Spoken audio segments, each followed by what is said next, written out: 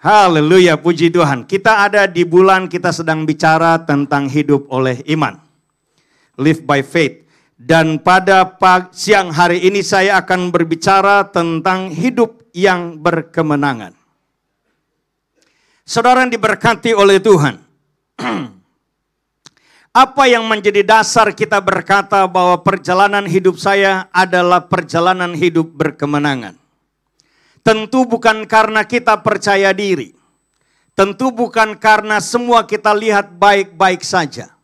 Tetapi alasannya adalah karena kita berdiri di garis, di atas, di landasan bahwa Tuhan telah mengerjakan kemenangan bagi saudara dan saya.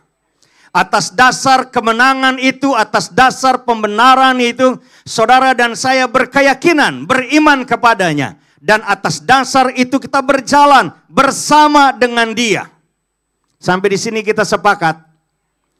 Dan kemudian karena kita berjalan bersama dengan Dia, percaya makin percaya, beriman makin beriman, berpengharapan makin berpengharapan, berharap semakin berpengharapan. Mengapa begitu? Karena kita bersama dengan Dia dan kita mengalami Dia. Gak mungkin orang berjalan bersama Tuhan gak ngalamin Tuhan. Bisa bilang amin? Kebalikannya, gak mungkin orang yang sudah ngalamin Tuhan gak berjalan bersama dengan Tuhan. Kalau faktanya kita pernah ngalamin Tuhan dan sekarang kita gak berjalan bersama dengan Tuhan, artinya ada yang salah dalam iman kekristenan kita. Jangan kemudian kita marah atas diri sendiri atau kecewa pada diri.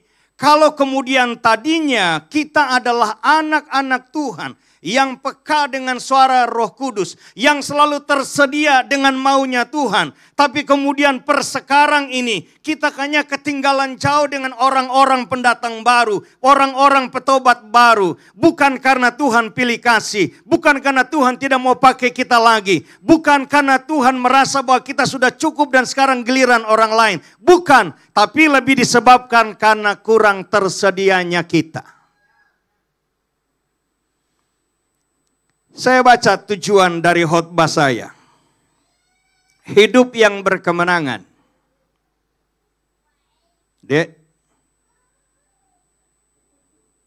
Hidup yang berkemenangan adalah perjalanan hidup yang disertakan dengan iman dan melangkah dari iman kepada iman berikutnya, termasuk dalam hal bertahan dan bertindak sampai tidak kelihatan, sampai yang tidak kelihatan menjadi kelihatan, sampai waktu Tuhan tiba bagi kita dan kehendaknya terjadi atas kita.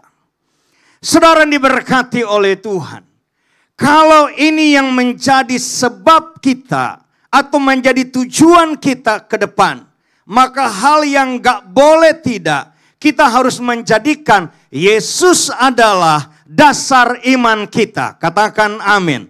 Yesus adalah sumber iman kita. Katakan bahwa Yesus adalah iman kita. Bukan soal kita mendengar kesaksian-kesaksian teman-teman yang menakjubkan, bukan. Bukan kita melihat mujizat demi mujizat, bukan.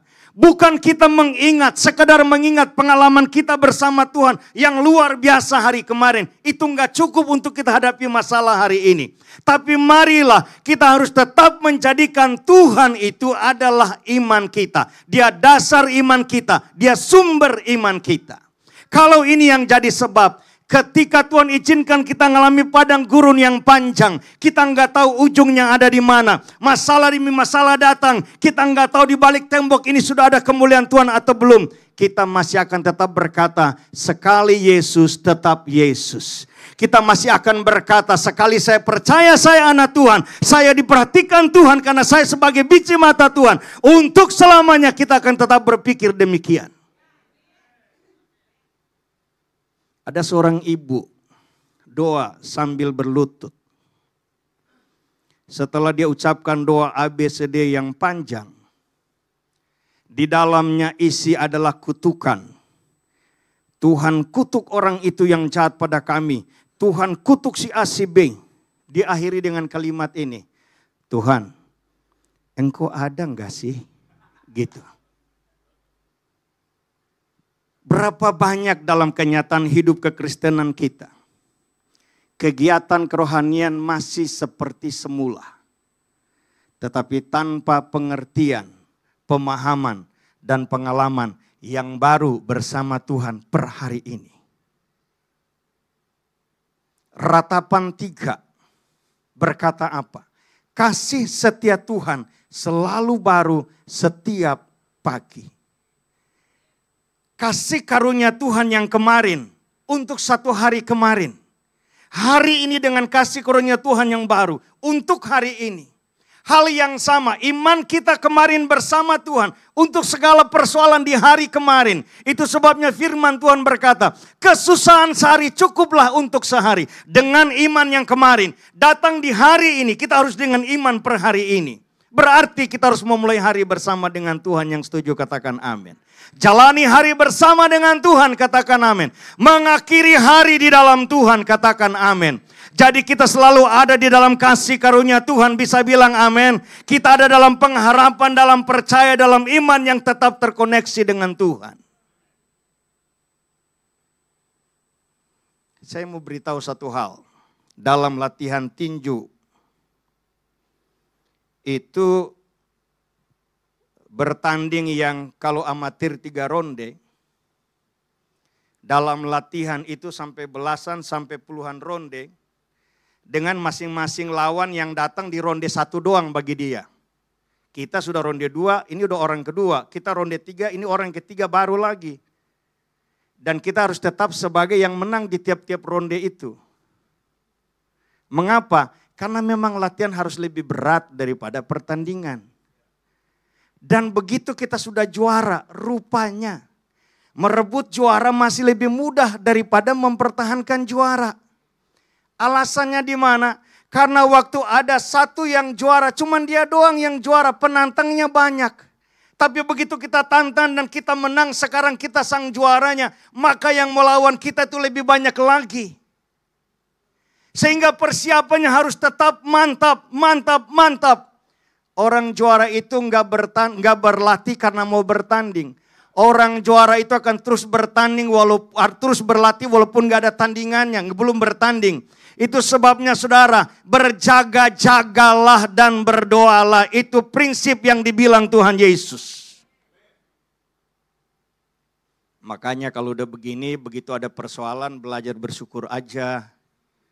Nggak usah bilang, ini gereja ini kayaknya kurang diberkati Tuhan.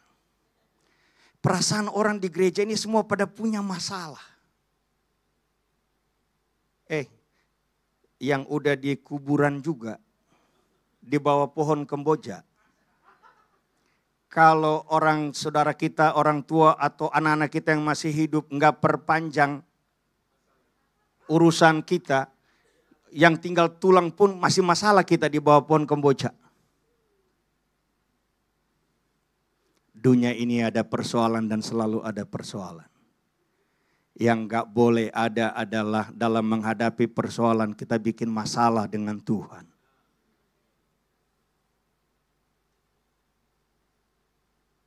Kalau Tuhan adalah dasar, maka kutipan Rasul Paulus dalam Roma 10:17, iman timbul dari pendengaran dan pendengaran akan firman Kristus. Saudara yang diberkati oleh Tuhan. Begitu saya berkata mulailah hari bersama dengan Tuhan. Jangan cuma doa doang. Tapi harus baca firman. Bisa bilang amin. Jangan cuma asal baca tapi renungkan. Maka di saat kita membaca dan merenungkan firman, kita juga berdoa. Yang doa mungkin kita enggak minta yang muluk-muluk. Kita hanya mau berterima kasih pada Tuhan. Saya masih diizinkan Tuhan bangun dari tidur. Mungkin kita juga enggak usah doa yang macam-macam. Bilang terima kasih untuk kekuatan hari ini. Saya akan menjalani hari ini dengan penuh pengharapan dalam Tuhan. Itu sudah menjadi segala-galanya. Di dalamnya sudah termasuk dengan Tuhan akan lindungi kita dari segala niat jahat orang. Itu sudah termasuk di dalamnya bahwa ada kebangkrutan yang mengancam kita. Tuhan meluputkan kita dan seterusnya. Kita nggak usah urai satu demi satu, satu demi satu. Itu kalau nyonya lagi ngomong sama pembantu mesti satu demi satu. Dan suruh dia ngomong ulang sesuai tidak. Ada sopir tuannya bilang kamu habis ke sini, ke situ, dari ke situ ke sono, baru balik lagi. Iya, coba kamu sebut. Saya ke sini dulu, ke situ dulu, baru ke sono. Begitu dia pergi, balik. Yang ke sononya dia nggak pergi. Udah diulang-ulang masih begitu. Tuhan gak kayak gitu. Jadi kalau dalam hal berdoa kita rasa kalau belum semua kesebut kayaknya Tuhan bakal nggak tahu nih. Jangan-jangan kita biasa berurusan dengan sopir kali ya. Dalam kita membaca merenungkan firman secara cepat setidaknya waktu kita lihat kitab Kejadian. Kita sedang melihat bahwa Tuhan Yesus adalah pencipta segalanya. Dia sudah ada sebelum dunia ada. Bisa bilang amin. Dan begitu kita baca Wahyu ternyata dia masih ada di saat dunia sudah tiada.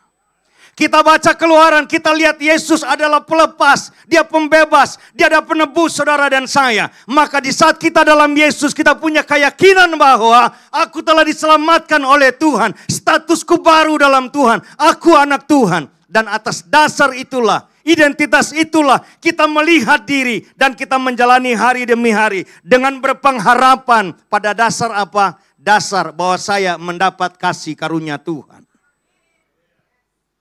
Dari soal-soal begini saja harusnya gaya kita menjadi berbeda dengan orang sana. Kalau kita yang tahu firman, yang hafal firman ada masalah, kita goyah seperti dia yang gak tahu firman juga goyah. Beda kita sama dia apa? Gak ada bedanya.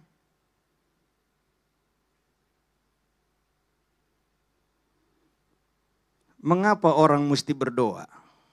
Supaya dia dekat dengan Tuhan. Mengapa orang mesti baca renungkan firman? Bukan supaya firman dikuasai dia di pikirannya, bukan. Tapi supaya firman memenuhi dia. Karena kemudian apa yang ada di dalam, itu yang akan keluar. Jadi kalau hati, pikiran kita dipenuhi firman, maka yang akan keluar menggambarkan apa yang ada di dalam. Mengapa orang yang kita nggak tahu dia membenci seseorang, tapi dari omongan kita tahu bahwa dia punya kebencian karena kata-katanya. Jadi kalau kita baca firman, begitu kita baca imamat, kita melihat bahwa Tuhan Yesus adalah imam besar. Tapi saya adalah imam atau imam kecil. Maka tugas saya tiap hari mempersembahkan korban. Kalau dulu adalah binatang, sekarang kita puji sembah kepada Tuhan. Yang setuju katakan amin. Lagi masalah kita berlutut, kita nggak kutuk orang kayak itu ibu tadi. Tapi kita angkat tangan, kita berlutut, kita berkata, tapi apapun yang terjadi di dalam hidupku ini, kau akan tetap Yesusku. Sekalipun duka yang aku alami, aku akan tetap memuji dan menyembahmu. Itu respon yang berbeda Bapak Ibu. Itu respon yang berbeda. Itu adalah bahasa iman. Iman tidak ditentukan oleh apapun. Iman tidak dibatasi oleh apapun. Iman tidak dapat diganggu oleh apapun. Tapi iman bisa menanggulangi segala sesuatu. Pertanyaan saya, saudara berjalan atas dasar pengetahuankah? Atas dasar kekuatankah? Atau atas dasar firman? Kalau atas dasar firman maka yang akan muncul adalah kata-kata iman kita. Yang akan muncul adalah tindakan-tindakan iman kita. Yang akan muncul ada berpengharapan kita atas dasar firman Tuhan. Tidak berarti kita nggak punya persoalan. Tapi respon kita terhadap persoalan berbeda. Sampai di sini saudara sepaham dengan saya? Oke. Kalau saudara sepaham, kita baca ayat dulu. Yesaya 41 ayat yang ke-10. Janganlah takut, sebab aku menyertai engkau. Janganlah bimbang, sebab aku ini Allahmu. Aku akan meneguhkan, bahkan akan menolong engkau.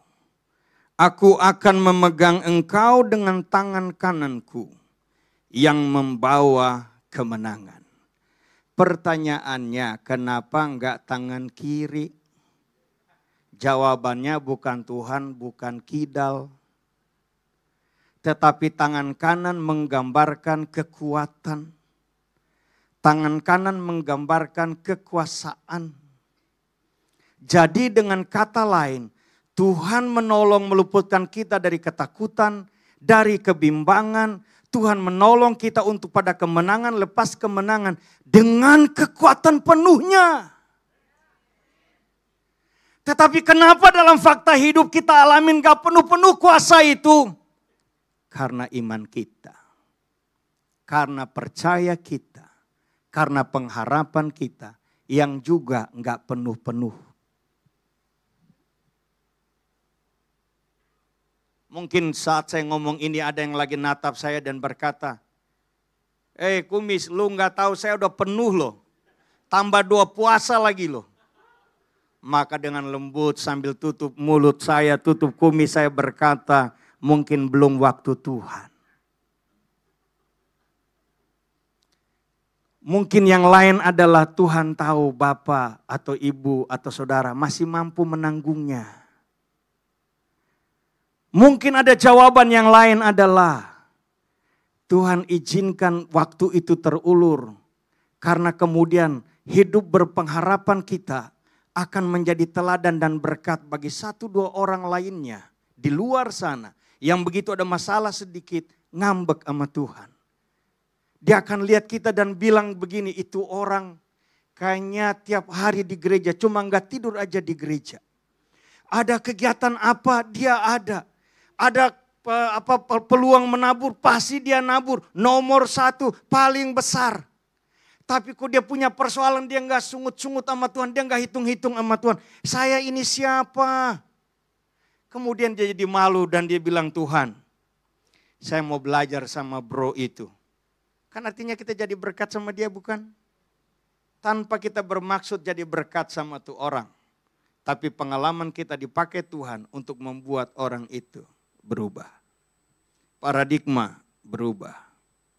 Dan saya mau berkata, berbahagialah saudara, penderitaanmu dipakai Tuhan untuk menolong mereka-mereka lain tuh. Yang gak tahu terima kasih, yang gak bokamsi sama Tuhan itu.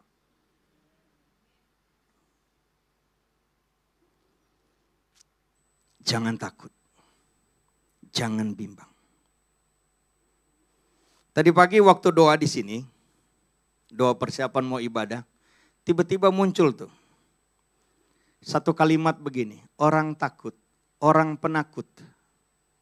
Saya ulang, orang penakut. Tidak takut pada situasi kondisi yang menakutkan. Saya ulangi, orang yang penakut tidak punya rasa takut terhadap situasi dan kondisi yang menakutkan. Alasannya karena dia nggak tahu. Sebaliknya kalau saudara lihat ada orang yang kayaknya berani, mungkin saja karena memang dia nggak tahu ada hal-hal menakutkan di situ. Orang-orang di kampung saya zamannya COVID itu mereka bingung, orang di Jakarta kayak ketakutan. Karena mereka belum pernah ngalamin, begitu ada satu ngalamin, mereka pada ketakutan, oh yang namanya COVID itu begitu toh.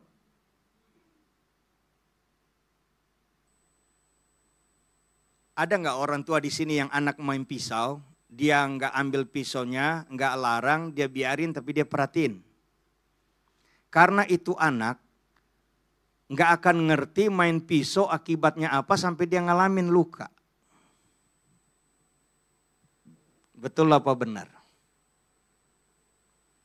kita ini nggak punya pengalaman dengan Tuhan sampai kita ada persoalan dulu. Kita nggak tahu kita nih anak Tuhan yang berkemenangan atau tidak.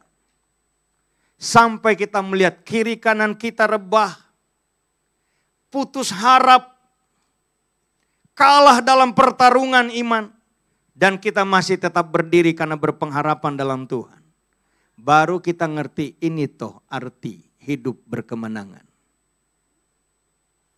Kita nggak bisa temukan kita nih berjalan sebagai dalam perjalanan kita nih kita hidup berkemenangan atau tidak. Kecuali kita menghadapi hal-hal demikian dan kita terus survive bersama Tuhan. Dan bicara iman, saya mulai hal yang paling dasar. Yesus mati dan bangkit, itu iman kita pertama di situ. Terhadap salib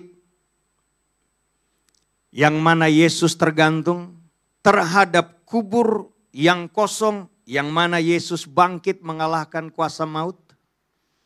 Itu dasar iman kita di situ. Dasar berkemenangannya kita di situ. Sehingga Paulus berkata pada jemaat di Roma, kita lebih dari pemenang oleh karena Dia yang menang, yang memberikan kemenangan itu kepada kita. Pada waktu kapan kita menjadi pemenang? Saat kita percaya Dia adalah yang menang. Dan kemenangan itu menjadi bagian kita. Lalu kemudian kita hidup di dalam pemenangan itu. Saudara yang diberkati oleh Tuhan. Ayat yang kedua. Mazmur 20 ayat 7 sampai 9. Sekarang aku tahu bahwa Tuhan memberi kemenangan kepada orang yang diurapinya. Dan menjawabnya dari sorganya yang kudus dengan kemenangan yang gilang gemilang oleh tangan kanannya. Mazmur ini adalah Mazmur Daud. Ada 150 pasal kitab Mazmur. Ada 73 Mazmur, 73 pasal Mazmur yang ditulis oleh Raja Daud. Dan ini pasal 20 adalah salah satunya. Dan Mazmur pasal 20 ini ditulis Daud untuk dinyanyikan orang Israel sebagai ucapan syukur dan doa mereka kepada Tuhan terhadap raja mereka, Raja Daud. Datang di ayat yang ke-7, kata sekarang aku tahu. Sebagai kesimpulan dari pengalaman demi pengalaman sebelumnya. Apakah ini Daud berkesimpulan? Aku baru tahu sekarang. Bahwa Tuhan berikan kemenangan kepada yang diurapinya. Atau yang kedua, begitu ini lirik ini, Mazmur ini dinyanyikan oleh orang Israel. Mereka juga baru berkesimpulan, sekarang aku baru tahu bahwa ternyata Tuhan beri kemenangan kepada orang yang diurapinya. Mau satu atau mau yang kedua, Daud atau orang Israel. Saya hanya mau berkata bagi kita saat ini. Kita adalah orang-orang yang berkemenangan. Karena Tuhan memberikan kemenangan kepada kita. Kita diurapinya. Urapan pertama Tuhan bagi kita. Saat kita meresponi firman. Firman Tuhan berkata Yohanes 1. Setiap orang yang percaya kepadanya. Diberi kuasa menjadi anak-anaknya. Kita diurapi menjadi anak-anaknya, dihususkan menjadi anak-anaknya untuk melakukan hal-hal yang besar sesuai dengan rencananya. Tuhan Yesus ngomong gini, siapa yang percaya kepadaku, dia akan melakukan hal-hal yang aku lakukan. Bahkan yang lebih besar daripada yang aku lakukan. Karena aku pergi ke sorga. Lanjutan dari kata pergi ke sorga, Roh Kudus yang datang. Kita bisa karena bersama dengan Roh Kudus. Saudara yang diberkati oleh Tuhan. Itu sebabnya saya kembali pada kalimat awal saya. Mulailah hari bersama dengan Tuhan. Bisa bilang amin. Doa ucapan syukur kita. Baca renungkan firman. Supaya sepanjang hari itu kita dikuasai oleh firman. Ada hal-hal yang menakutkan kita dengar. Ada hal-hal yang membimbangkan kita lihat. Tapi itu tidak menggoyahkan kita. Ibarat kita naik perahu ada ombak. Tapi ombak itu tidak memukul kita. Tidak membasahi kita. Karena kita ada di dalam perahu. Ayat 8, orang ini memegahkan kereta dan orang itu memegahkan kuda. Tetapi kita bermegah dalam nama Tuhan Allah kita. megahkan kereta, megahkan kuda, tetapi kita megahkan Tuhan. Di saat kita bilang kita megahkan Tuhan, kita tidak megahkan kereta dan kuda. Waktu orang itu megahkan kereta dan kuda, di waktu bersamaan dia tidak sedang megahkan Tuhan. Saya ingat teman saya, dia pengkhotbah perempuan, suaminya pemain musik pimpin pujian. Satu waktu dan sampai sekarang tiba-tiba kayak berubah gitu. Si suami ini sekarang teman-temannya tuh orang coklat. Ini kebanyakan jemaat nggak ngerti kalau saya ngomong cuma begitu doang. Orang coklat maksudnya bergaul dengan kejaksaan. Lalu kemudian dia juga dengan orang hijau, TNI. Dan itu sampai yang dengan panglima bahkan. Mau saudara sebut yang baru sekarang ini sama mundur-mundur lagi itu dia sama-sama mereka tuh. Ini kalau saya telepon dia, saya panggil nama nih. Dan dia di hadapan orang-orang itu berkata, ini kakak saya nih. Kalau dia udah bersabda, saya mesti ikut. Begitu dia ngomong. Nah, tentang orang ini, istrinya bilang gini, Wi, itu saya maksudnya. Aku pesan sama dia, jangan mentang-mentang lu udah si A, si B, lu lupa siapa lu sebenarnya. Itu saya kaitkan dengan ayat ini. Jangan sampai kita merasa nyaman karena dengan siapa kita bergaul. Jangan kita merasa nyaman karena dengan apa yang sedang kita pakai. Jangan merasa berharga karena apa yang kita punyai. Tapi kalau itu yang menjadi landasan, merasalah kita tenang, merasalah kita berharga, merasalah kita punya masa depan karena kita bersama dengan Tuhan. Titik. Kalau soal kemudian kita ketemu si A, ketemu si B dan sebagainya, bukan karena saya mendapat keuntungan dari situ, tapi dengan saya punya hubungan dengan dia, saya bisa bersaksi, bercerita siapa Yesus dengan orang itu. Ada beberapa kenalan saya haji. Dan mereka tahu saya pendeta. Saya panggil mereka Pak Haji, mereka panggil saya Pak Pendeta. Tapi yang tidak pernah mereka ngomong sebelumnya adalah puji Tuhan. Dan kalau mereka ngomong dengan saya, mereka pakai kata puji Tuhan. Mengapa begitu?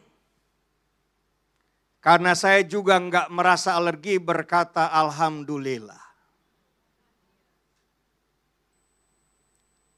Seringkali hanya soal bahasa membuat jembatan berubah menjadi tembok tinggi. Tapi juga dengan bahasa yang tepat, tembok tinggi berubah menjadi jembatan yang mulus untuk dilalui. Saudara mau pilih yang mana? Sikap hati yang menentukan. Ayat 9, mereka rebah dan jatuh, tetapi kita bangun berdiri dan tetap tegak. Mengapa mereka rebah dan jatuh? Karena kemegahan mereka pada kereta dan kuda. Kenapa kita tetap berdiri? Karena kemegahan kita kepada Tuhan. Saya ulangi, kemegahan kita pada Tuhan. Amsal 21:31. Kuda diperlengkapi untuk hari peperangan, tetapi kemenangan ada di tangan Tuhan. Dengan lain kata, saudara mau pakai kuda, saudara mau pakai orang kuat, saudara mau pakai orang berpengaruh, tapi kemudian tanpa Tuhan di dalamnya mustahil. Saudara boleh tidak dengan siapa-siapa, tapi karena saudara bersama dengan Tuhan, Tuhan akan mendatangkan si siapa-siapa itu.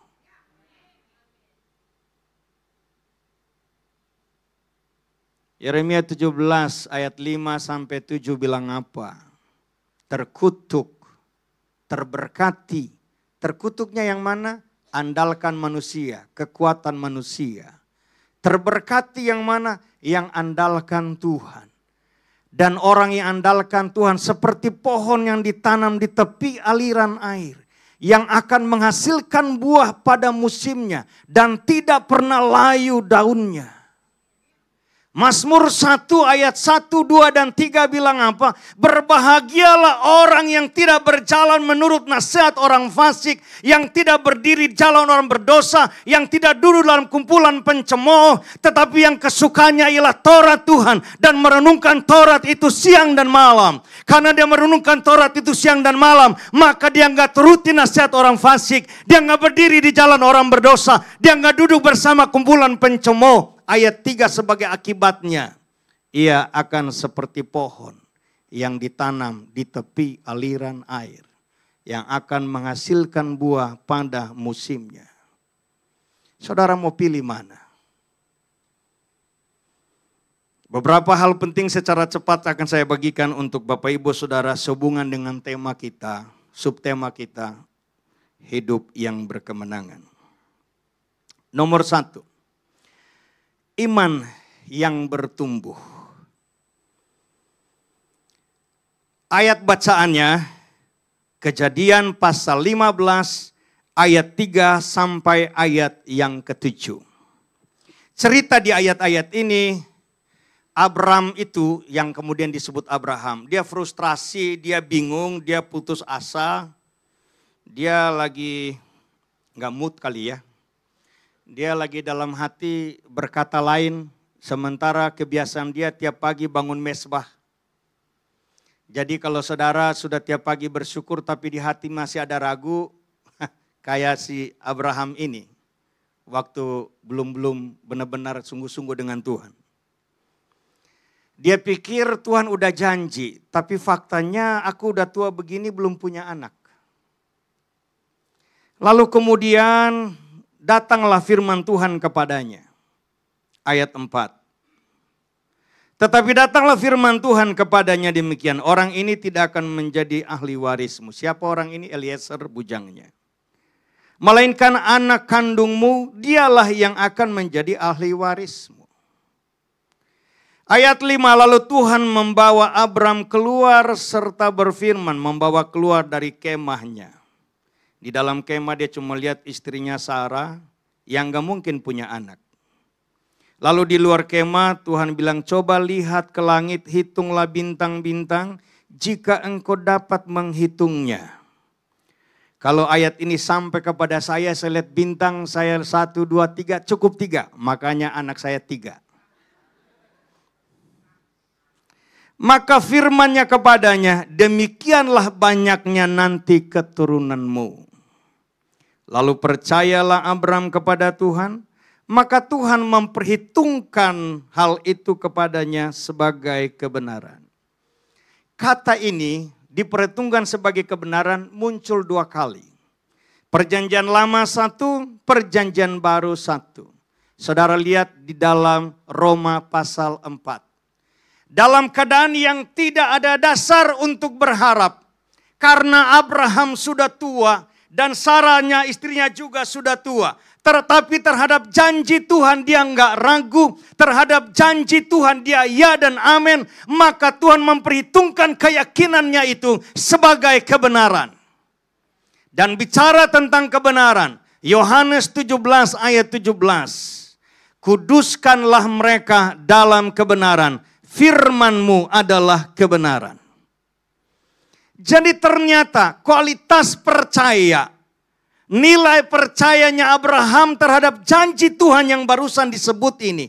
Diperhitungkan Tuhan, dianggap Tuhan sama kualitasnya seperti Tuhan berfirman. Yang dengan bahasa lain gak mungkin gak jadi. Bisa gak iman kita itu berkualitas seperti itu? Yang saat kita beriman seperti itu Tuhan bilang, wow, ini mah kualitasnya kayak omongan gua nih. Contoh yang lain. Kemarin disinggung sama Pastor Leo. Jenderal bilang sama Tuhan Yesus, gak usah susah-susah datang ke rumah. Cukup saja sepatah kata. Aku percaya hambaku sembuh.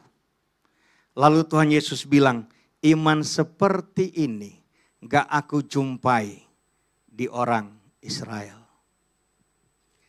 Dalam Alkitab hanya 2 kali Tuhan Yesus heran. Yang pertama imannya orang ini. Yang kedua ketidakpercayaan orang Nazaret. Itu juga Tuhan Yesus heran. Pertanyaan saya, saudara mau bikin Tuhan Yesus heran yang model mana? Percayanya atau ketidakpercayaannya? Terserah. Pokoknya saya mau pilih Tuhan Yesus heran karena iman saya. Kalau saudara pikir itu juga bagus, yuk kita sama-sama. Karena Pastor Leo juga punya iman yang gitu. Pastor Roy punya iman yang itu. Pastor Ross juga tuh di belakang sana, punya iman yang itu juga. Pahin juga ya. Puji Tuhan. Iman bertumbuh secara cepat. Kejadian 12, Abraham lagi sibuk-sibuk dengan urusan sendiri. Dengan destininya sendiri. Mau jadi orang kaya. Dan sudah kaya sekarang. Mau akan tetap kaya dan tambah kaya. Tiba-tiba Tuhan berfirman, Bram, keluarlah kau dari Ur Kasdim. Pergi ke satu negeri yang akan kutunjukkan kepadamu. Aku akan membuat namamu masyhur. Aku akan membuat engkau menjadi bangsa yang besar. Kamu akan menjadi bapa bagi banyak bangsa. Jaminannya. Siapa yang kutuk engkau, kukutuk. Siapa yang memberkati engkau, diberkati. Abraham mendengarnya jelas dan Abraham bertindak pun tepat. Banyak orang Kristen dengarnya jelas, bertindaknya yang enggak tepat. Abraham kali ini bagus. Sementara jalan, masih di pasal 12, ketemu Firaun. Dia bingung, waduh Sarah nih terlalu cantik nih. Ini gawat, bisa mati gua nih. Udah kalau nanti itu kamu ngaku aja kamu adik gua ya. Supaya nanti kalau kamu adik, aku enggak dibunuh. Dia lupa, begitu dia bilang dia itu kakak, ini adik. Maka lebih mudah lagi Firaun ambil istrinya kan. Abraham masih dalam pasal yang sama, dia udah lupa janji Tuhan yang kemarin. Aku akan membuat kau jadi bangsa yang besar. Bukan dengan perempuan lain, perempuan ini yang ada bersama dia sekarang, si Sarah ini loh. Siapa yang memberkati engkau, saya ganti kata berkati. Siapa yang baik sama lo akan menerima kebaikan gua. Siapa yang jahatin lo, dia makan buahnya. Kira-kira begitu. Tapi Abraham fokus kepada Firaun, wajahnya ini kayaknya doyan perempuan, mati gua nih. Saya mau ngomong hal ini jangan tersinggung. Tapi juga jangan jadikan alasan. Percuma banyak hafal ayat. Percuma banyak ayat di otak. Tapi ayat itu tidak penuhi hidup kita. Tidak menjadi pedoman hidup ini.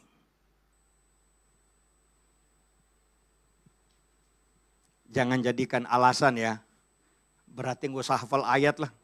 Nggak usah baca Alkitab lah. Yang tahu aja bisa salah, apalagi yang nggak tahu.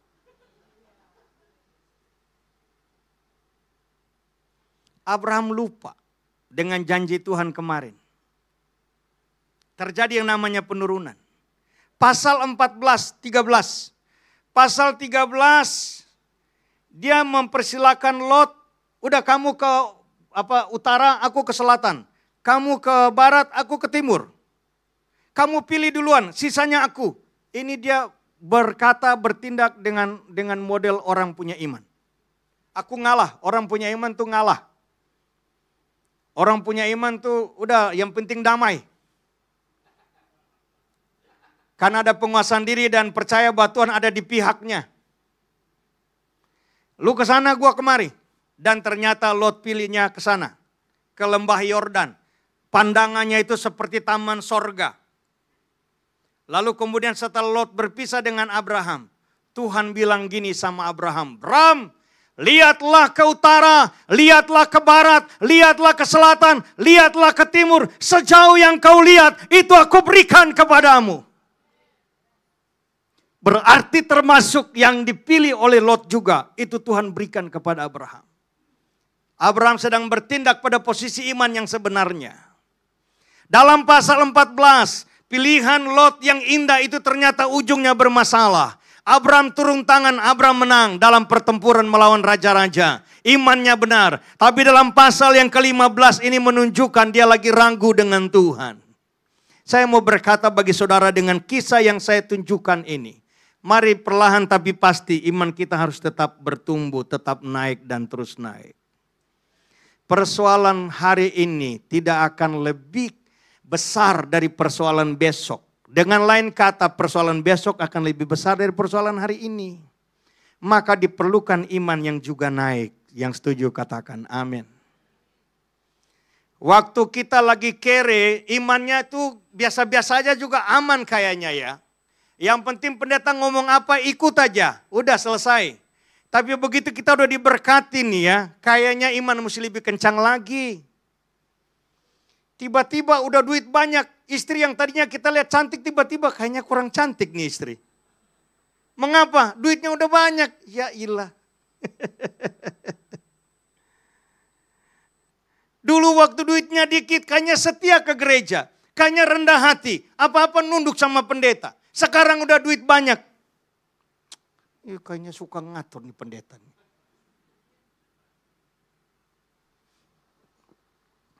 Saya nggak mau terusin itu. Ntar saya nggak bisa pulang lagi nih. Pasal 16. Salah lagi nih si Abraham sama Sarah. Mereka bersepakat. Ya Tuhan kan janji ada nanti punya anak. Tapi mungkin bukan dari Eke nih kata si Sarah. Jadi kayaknya ya boleh tuh dekatin sama si Hagar tuh. Terus Abraham bilang, kenapa nggak dari dulu mami? Salah mereka. Imannya naik turun. Respon imannya naik turun. Hal positifnya saya baca untuk saudara. Konsistensi Abraham membangun mezbah, penyembahan, pujian. Dan memanggil nama Tuhan. Menjadi penentu kemajuan imannya. Sekalipun sempat naik turun dalam respon imannya. Beberapa pertanyaan untuk direnungkan. Mungkinkah tindakan iman pada masalah besar berikutnya masih akan nampak sebagaimana tindakan iman pada masalah kecil hari ini? 2. Mungkinkah masih ada doa, puji, sembah, dan merenungkan firman ketika langit bagaikan tembaga atau padang gurun kehidupan yang tidak pernah selesai? 3. Mungkinkah kita masih akan tetap berharap ketika faktanya tidak sesuai dengan harapan dan doa kita? Bahkan cenderung sudah tidak ada lagi alasan untuk berharap. Jawabannya masih, jika iman kita terus bertumbuh. Itu sebabnya hadapilah hari ini dengan iman hari ini. Gimana membangun, mendapatkan iman per hari ini? Mulailah hari bersama dengan Tuhan. Jalani hari tetap bersama dengan Tuhan. Mengakhiri hari di dalam Tuhan. Saudara akan tetap punya iman yang baru dan terbarukan. Muliakan Tuhan dalam suka dan duka. Ini akan menolong kita untuk terus berkemenangan. 1, iman yang bertumbuh. 2, bertindak dengan iman. Karena iman bertumbuh, maka iman harus menjadi modal kekuatan kita. Bertindak dengan iman. 1 ayat, saya baca 1 Samuel 30 ayat 6. Dan Daud sangat terjepit karena rakyat mengatakan hendak melempari dia dengan batu. Seluruh rakyat itu telah pedih hati masing-masing karena anaknya laki-laki dan perempuan. Tetapi Daud menguatkan kepercayaannya kepada Tuhan Allahnya. Kita baca kalimat ini bersama-sama. 1, 2, 3. Tetapi Daud menguatkan kepercayaannya kepada Tuhan Allahnya. Mengapa Daud kejepit? Karena anak buahnya berontak mau lempari dia dengan batu. Kenapa mereka marah-marah nggak terkendali? Karena istri anak-anak mereka ditawan. Daud juga istri anaknya ditawan. Dari reaksi ini menunjukkan bahwa begitu ada masalah, mereka melemparkan kesalahan ada di Daud. Saya mau beritahu bahwa kalau sekarang kita kumpul di sini dan sekarang kita keluar bersama-sama. Mungkin karena Daud mengajak kita. Tapi begitu kita keluar bersama dengan Daud. Karena kita menyetujui ajakan Daud untuk keluar, bukan? Tetapi yang terjadi begitu kita di luar sana, orang datang serang rumah kita di sini. Dan waktu kita kembali semua sudah berantakan, habis anak istri semua dibawa. Kita marah-marah sama Daud. Ini yang terjadi. Saya mau ngomong, walaupun Daud sendiri, dia pahlawan gagah perkasa, enggak terkalahkan. Dia bisa ambil kekerasan, dia enggak pilih itu. Itu yang membuat dia sangat terjepit. Tapi dalam kondisi seperti itu, dia menguatkan kepercayaannya kepada Tuhan. Ketika segala sesuatu terjadi di luar kendali kita, di luar harap kita, di luar ekspektasi kita. Satu yang enggak boleh lupa, yang harus kita lakukan adalah menguatkan kepercayaan kita kepada Tuhan. Masalah boleh tiba-tiba besar. Tapi kemudian kita juga menguatkan iman kita, maka masalah yang besar masih bisa kita hadang. Masih bisa kita mampu halangin, kuasai dan hadapi. Mengapa? Karena sama kuatnya. Kemarin Pastor Leo bilang begitu ada masalah kita bukan berdoa. Tapi kita cari bantuan ke orang lain, bukan? Itu yang masalah tuh di situ. Masalah kita cari jalan keluar dengan bikin masalah baru, itu namanya. Lalu ayat berikutnya, 2 Tawarik 20:12. Ya Allah kami, ini Raja Yosafat. Tidakkah engkau akan menghukum mereka? Karena kami tidak mempunyai kekuatan untuk menghadapi laskar yang besar ini. Yang datang menyerang kami. Ini Bani Amon, Bani Moab, dan orang dari pegunungan Seir nih. Ada 3 nih. Saya suka yang ketiga bukan gara-gara orang ini, bukan. Mereka datang kepung nih. Waktu Yosafat jadi takut, dia ajak masyarakatnya, orang Yehuda semua kumpul kita doa nih. Maka dalam doa ini yang dia ngomong sama Tuhan. Kami tidak tahu apa yang harus kami lakukan. Tetapi mata kami tertuju kepadamu. Kalau mata kita masih tertuju kepada Tuhan, itu lebih disebabkan karena hati kita dan memori kita masih kepada Tuhan yang sama. Kalau begitu teralih kepada yang lain, Tuhan yang maha kuasa menjadi tidak apa-apa bagi kita. Karena kenapa? Karena kita dialihkan untuk hal yang lain. Dan pada poin itu yang menang adalah iblis. Iman bukan perasaan.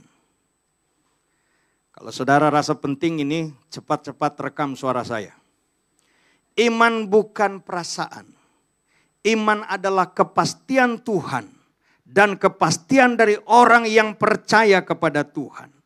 Iman adalah kesepakatan dari Tuhan yang beri janji dan kita yang percaya kepada janji itu. Serta berserah pada kedaulatan Tuhan dan waktu Tuhan. Sering masalah itu di kedaulatan Tuhan dan waktu Tuhan. Menurut kita sekarang, kalau enggak sekarang Tuhan, saya ancam saya akan murtad Tuhan. Dan malaikat akan bisik sama kita. Emang kalau lu murtad Tuhan rugi kah? Begitu. Dan akhirnya kita enggak jadi murtad.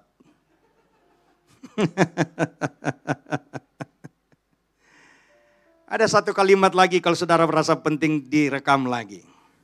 Ketika jalanmu gelap. Jalan hidupmu gelap. Pejamkan matamu. Angkat tanganmu. Dan berserulah kepada Tuhan.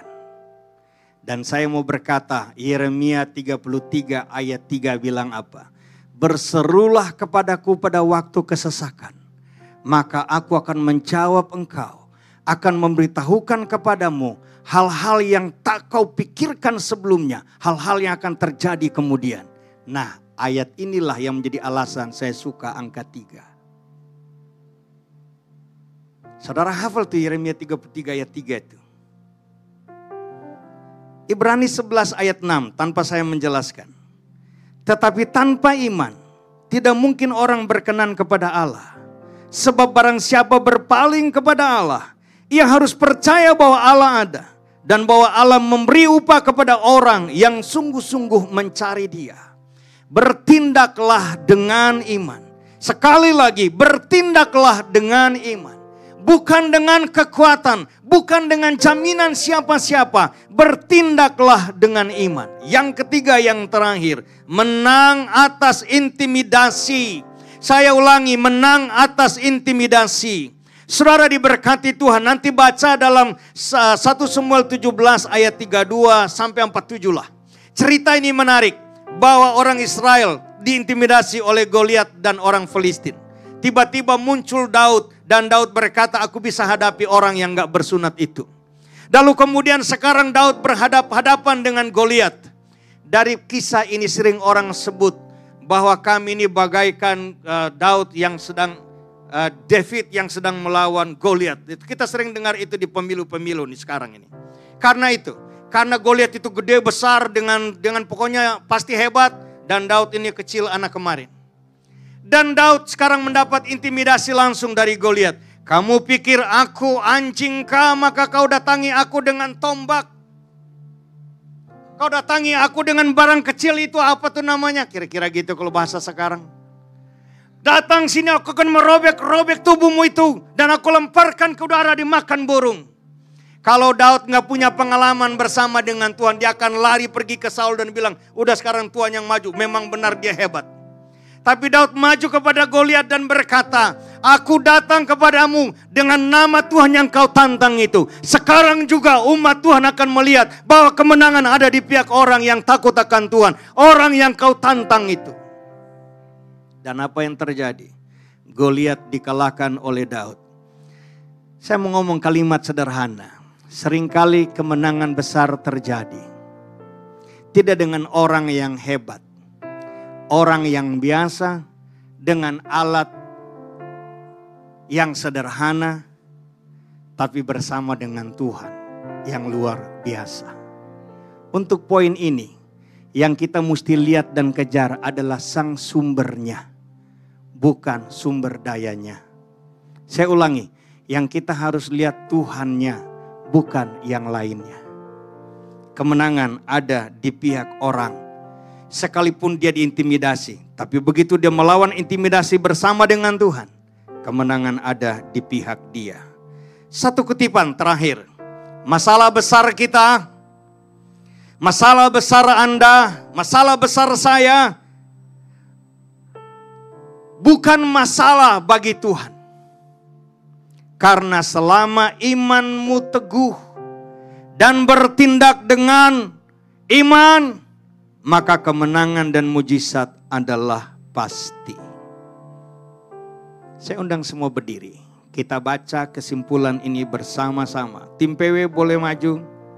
Kita nyanyi lagu Tiada Yang Mustahil. Kita baca bersama kesimpulannya. 1, 2, 3. Hidup yang berkemenangan adalah sebuah perjalanan hidup di dalam iman. Dan melangkah dari iman kepada iman berikutnya. Bertahan dengan iman. Dan bertindak karena iman. Harus sama kuatnya. Ulangi kalimat terakhir.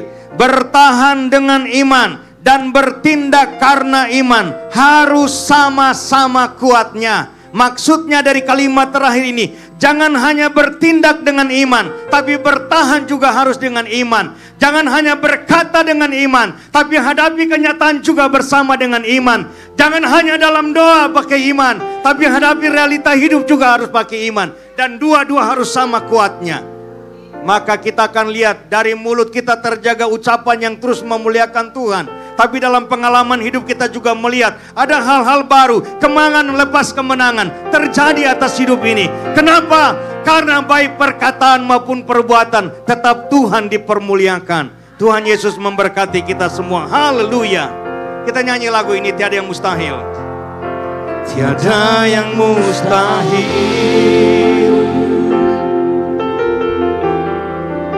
tiada yang tak mungkin. Firman-Mu berkuasa, Firman-Mu berkuasa atas segalanya. Tiada yang mustahil, tiada yang mustahil, tiada yang mustahil. Oh, tiada yang tak mungkin. Roh Kudus bekerja, Roh Kudus bekerja mujizat-Mu nyata, sungguh tiada yang mustahil. Mari kita angkat dua tangan, kita katakan, tiada yang mustahil. Oh, tiada yang tak mungkin. Haleluya, firman-Mu berkuasa. Yes, haleluya. Amin, amin. Tiada yang mustahil. Tiada yang mustahil. Amin, amin, amin. Tiada yang tak mungkin. Roh Kudus bekerja, haleluya. Roh Kudus menjamah setiap kami tempat ini, dari depan sampai belakang, kanan dan kiri, diberkati, diurapi, dijamah dalam nama Yesus. Sekali lagi kita angkat dua tangan, katakan, tiada yang mustahil. Tiada yang mustahil. Amin. Tiada yang tak mungkin. Firman-Mu berkuasa atas segalanya. Yes, amin. Haleluya. Tiada yang mustahil. Yes, tiada yang mustahil. Tiada yang tak mungkin. Tiada yang tak mungkin. Yes, amin. Bekerja, mujizat-Mu nyata, sungguh tiada yang mustahil. Sungguh tiada, sungguh tiada yang mustahil. Sekali lagi, sungguh, sungguh tiada yang mustahil. Engkau besar, Engkau ajaib, Engkau luar biasa, Engkau segalanya. Engkau mendengar doa dan Engkau menjawab doa. Dalam perjalanan hidup orang percaya, kami bertemu bahwa bagi Tuhan tidak ada perkara yang mustahil. Dan bagi orang yang percaya pun tidak ada perkara yang mustahil. Engkau ajari kami, segala sesuatu ada waktu-Mu, dan semua akan indah pada waktu Tuhan. Terima kasih buat firman-Mu yang mengingatkan kami, perjalanan hidup kami adalah perjalanan hidup yang berkemenangan. Karena kami hidup oleh iman. Kami hidup oleh iman. Maka perjalanan kami berkemenangan. Karena iman kami kepada Tuhan Yesus, yang di dalamnya tidak ada bayangan perubahan, yang di dalamnya ada kepastian. Yang sakit disembuhkan, yang lemah dikuatkan, yang tertutup jalan dibukakan jalan. Keluarga ada pemulihan, ada pekerjaan dalam nama Yesus. Mari dengan dua tangan yang terangkat kita berkata, Bapa, Engkau sungguh baik. Engkau sangat baik. Engkau selalu ada untuk menyatakan kehendak dan rencana-Mu atas kami. Kami berkata, Engkau luar biasa, Engkau segala-galanya. Saudara, pulanglah dengan bawa berkat yang besar dari Bapa Surgawi. Rancangannya bagi saudara dan saya adalah damai sejahtera dan hari esok yang penuh dengan harapan. Dalam karya keselamatan Yesus Kristus Tuhan kami, yang menjadi dasar iman kami, sumber iman kami. Yesus adalah iman kami. Dalam karya keselamatannya dan Roh Kudus yang terus menolong memampukan kami. Ingat firman, menghidupi firman. Kami diberkati oleh Tuhan dan kami menjadi saluran berkat Tuhan. Berkat yang besar ini kami terima. Ibadah ini kami akhiri dalam nama Tuhan Yesus Kristus. Semua katakan amin, amin, amin. Tuhan berkati, selamat hari Minggu. Bersalam-salam satu dengan yang lain.